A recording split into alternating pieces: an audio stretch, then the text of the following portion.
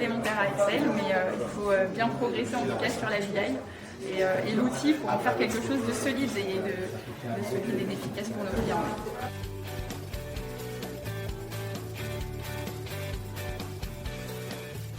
Surtout avoir des réponses sur toutes les questions qu'on se pose encore, sur le go, no go, on ne sait pas trop où on en est sur pas mal de sujets aujourd'hui. Alors certes, on va fêter les 1 an du code de déontologie.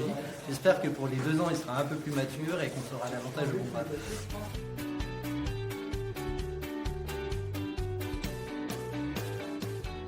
On remet ça, on était 800 et on va remettre ça très prochainement, donc peut-être septembre, octobre, novembre, après la période fiscale.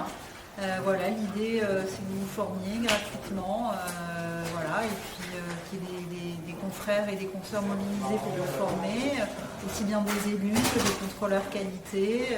En tout cas, ils ont tous pris beaucoup de plaisir à animer ces webinaires et on va continuer à être à votre service.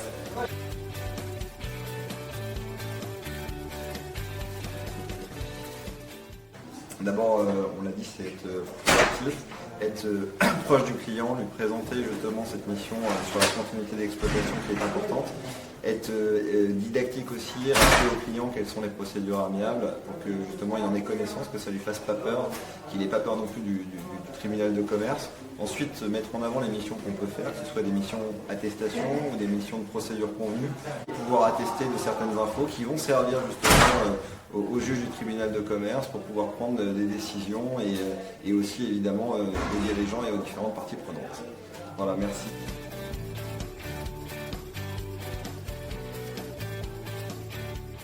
Alors Lucas, ça a été lancé officiellement début mars.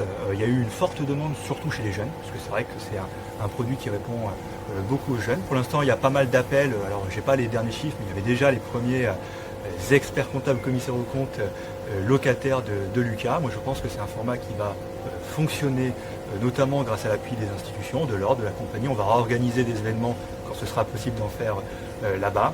Et puis nous on est assez convaincus qu'aujourd'hui le mal des petits cabinets dont on fait partie tous, c'est l'isolement, le fait de se retrouver seul. Et donc Lucas, ça va répondre à ce besoin-là parce que vous serez entouré de vos confrères et de vos consoeurs, vous pourrez échanger, peaufiner votre stratégie et développer votre activité.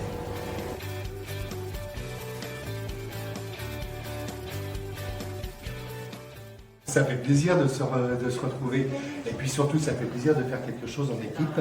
Moi je félicite déjà tous les animateurs sur ce Focus Actu. C'est vrai qu'on l'a préparé, qu'on l'a bossé, qu'on avait plein de choses à dire.